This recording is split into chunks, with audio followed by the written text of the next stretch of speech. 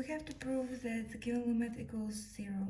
and here we're going to use polar coordinates. That means that x equals r cosine of theta and y equals r sine of theta. So we substitute x and y and we get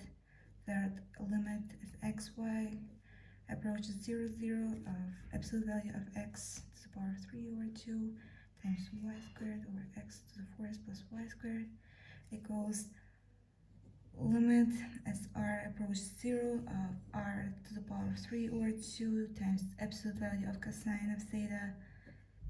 to the power 3 over 2 times r squared times sine squared of theta,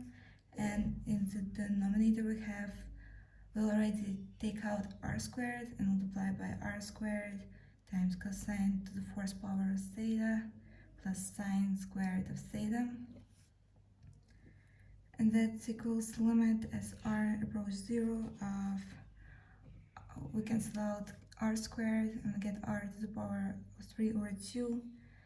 times absolute value of cosine of theta to the power 3 over 2 over, and in the denominator we divide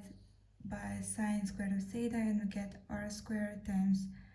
cosine to the 4th power of theta divided by sine squared of theta and plus 1.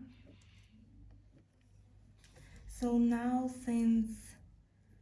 0 is less or equal cosine, absolute value of cosine of theta to the power 3 over 2 over r squared times cosine to the 4th over sine squared of theta